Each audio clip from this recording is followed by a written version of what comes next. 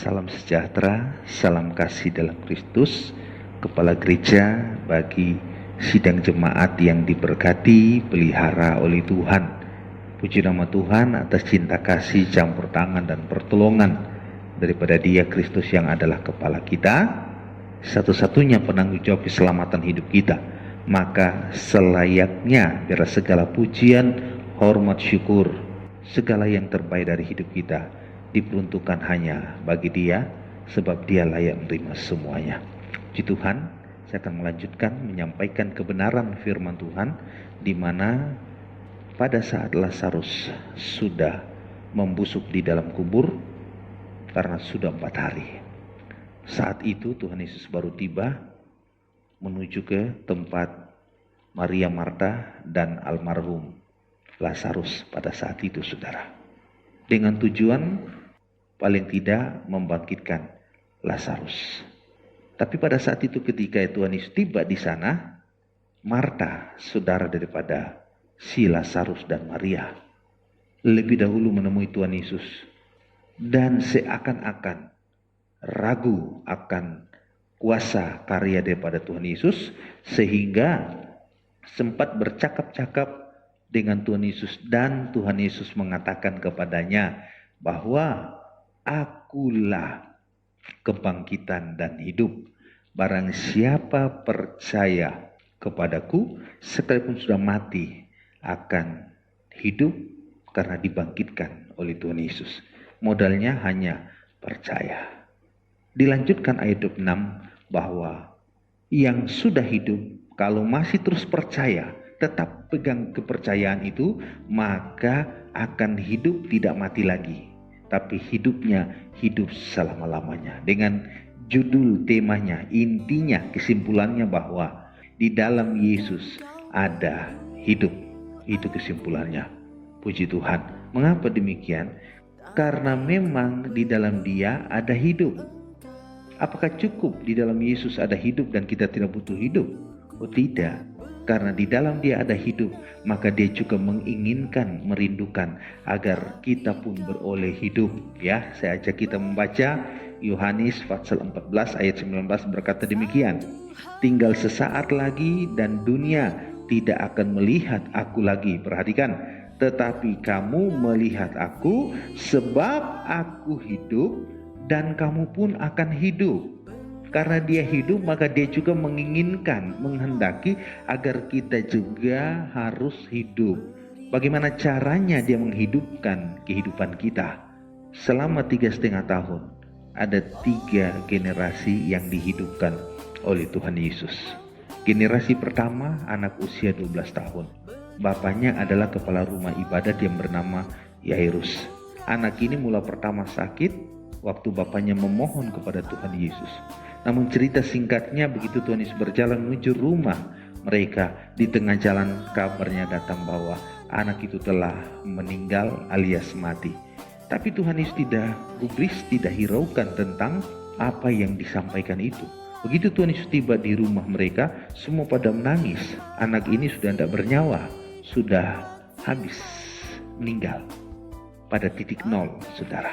Tapi Tuhan Yesus berkata, anak ini tidak mati, dia hanya tidur.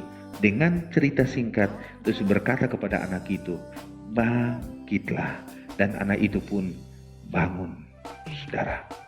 Luar biasa, Dia menghidupkan anak berumur 12 tahun dengan cara hanya berbicara, berkata kepada anak yang mati itu, dan anak itu bangkit kembali. Ini merupakan perwakilan dari sekolah minggu sampai remaja. Tidak cukup di sini, masih ada lagi. Lukas pasal 7 berkata, ketika Dia masuk di kota Nain, saudara, di sana ada seorang muda yang merupakan perwakilan dari muda-mudi, saudara.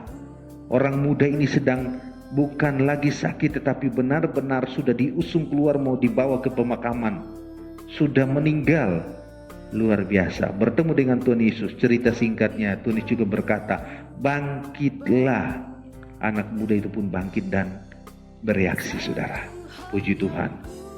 Yang kecil, umur 12 tahun, dengan berkata dia bangkit. Yang muda entah umur berapa tahun, tapi dengan berkata yang muda ini pun bangkit. Hanya dengan perkataan. Dan yang terakhir adalah Lazarus yang sudah dewasa. Puji Tuhan. Jadi sekolah minggu sampai remaja, remaja sampai pemuda, pemuda sampai orang tua atau dewasa dibangkitkan oleh Tuhan Yesus dan mendapat kehidupan. Sebab aku hidup, kata firman Tuhan, dan kamu pun akan hidup. Jaminan hidup dari Dia itu diperuntukkan juga kepada kita. Bagaimana caranya? Kita harus mendengar kata yang keluar dari mulut Tuhan Yesus. Kata apa? Matius berkata, manusia bukan hidup dari roti saja, tapi manusia hidup dari firman yang keluar dari mulut Allah.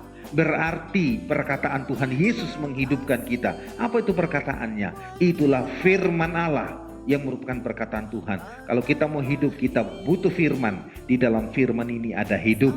Puji Tuhan. Itu sebabnya setiap kehidupan kita yang ingin untuk mendapat hidup, hidup di dalam Yesus, kita harus percaya, meyakini kepada firman Allah. Firman yang bagaimana? Firman yang hidup. Firman hidup itu semacam apa? Firman hidup itu adalah firman yang disampaikan dalam kekuatan bentuk pola pengajaran. Itulah firman yang hidup. Sebagaimana Injil Yohanes pasal yang ke-7. Yesus mengajar dalam bait Allah.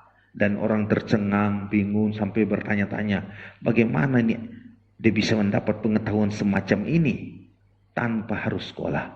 Dan dia berkata, ajaranku bukan berasal dari diriku sendiri, tapi dari Dia. Jadi apa yang keluar dari mulut Yesus, itulah firman. Firman dalam bentuk pengajaran, firman dalam pengajaran. Pengajaran inilah di dalamnya ada hidup. Jika kita yakin, maka pasti kita beroleh kehidupan oleh kekuatan firman pengajaran. Puji Tuhan. Itu sebabnya kita berterima kasih, kita bersyukur karena masih dijamin hidup oleh Dia. Bahkan hidup yang dijamin oleh Dia adalah hidup yang penuh dengan berkat dan kehidupan selama-lamanya di dalam Dia. Puji Tuhan. Kebenaran yang kita terima pada kesempatan ini harus kita praktekkan. Harus ada aplikasi dalam hidup kita sehingga semakin hari kita semakin diubah oleh kebenaran firman, paradigma hidup kita, sehingga pada ujungnya kita mempunyai suatu stigma, tanda menjadi kepunyaan Tuhan. Karena kita terima kasih, Allah kita, Tuhan kita adalah Tuhan yang hidup, menginginkan, merindukan, menghendaki agar kita juga harus hidup. Matius 22 ayat 32 berkata, Allah kita bukan Allah orang mati, tapi Allah kita adalah Allah yang hidup. Karena orangnya orang hidup mempunyai Allah yang hidup. Bagaimana orangnya hidup? Dihidupkan oleh Allah yang hidup. Puji Tuhan. Saya berpikir kebenaran cukup sekian. Kita akan ketemu pada momen berikutnya. Tuhan memberkati kita semua.